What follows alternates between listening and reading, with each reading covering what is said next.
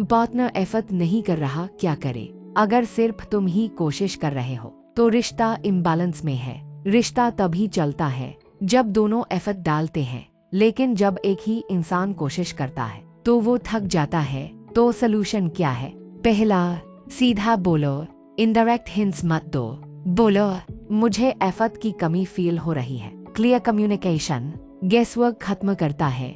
दूसरा, ऑब्जर्व करो, फोर्स नहीं। अगर सामने वाला जेन्युइनली के करता है तो वो बदलने की कोशिश करेगा, अगर नहीं तो ये भी एक आंसर है।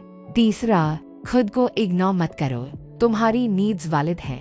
राधा कृष्ण का प्यार बैलेंस पर था, किसी एक का सैक्रिफाइस नहीं। अगर एफर्ट वन साइडेड है तो रिलेशनशिप नहीं, रिस्पॉन्सिबिलिटी बन जाता है। और यहीं पर एक बहुत अनकंफर्टेबल सवाल आता है, अगर सामने वाला एफर्ट नहीं कर रहा तो क्या सच में उसे परवाह है? हम अक्सर इस सवाल से बचते हैं। हम एक्सक्यूजेस ढूंढते हैं, वो बिजी होगा, उसका नेचर ऐसा है, वो एक्सप्रेस नहीं कर पाता। लेकिन सच्चाई यह है, जो इंसान के करता है वो किसी ना किसी तरीके से दिखाता है। अब इसका मतलब ये नहीं कि हर कोई सेम तरीके से प्यार दिखाएगा, लेकिन जीरो एफर्ट ये सिग्नल होता है।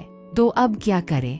पहला, एक्सपेक्टेशन क्लियर करो। बहुत बार सामने वाले को पता ही नहीं होता कि तुम्हें क्या चाहिए। तुम सोचते हो उसे खुद समझना चाहिए, लेकिन क्लैरिटी बिना बोले नहीं आती। सिंपल वर्ड्स में बोलो, मुझे ये चाहिए, ये मुझे अच्छा लगेगा।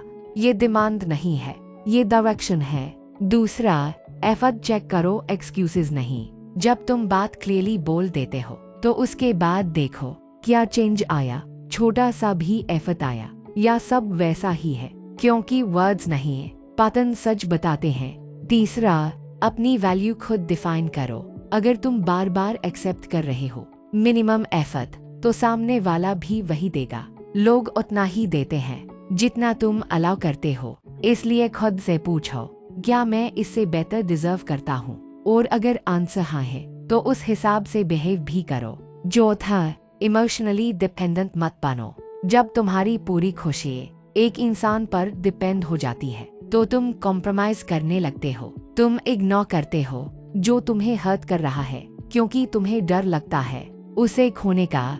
लेकिन हेल्थी रिलेशनशिप में तुम कंप्लीट हो और सामने वाला एडिशन होता है। और अब सबसे इम्पोर्टेंट पॉइंट, एफर्ट मांगना गलत नहीं है, लेकिन भीख मांगना गलत है। अगर तुम्हें बार बार रिमाइंड करना पड़ रहा है कि वो क्या करे तो ये रिलेशनशिप नहीं, प्रेशर बन जाता है।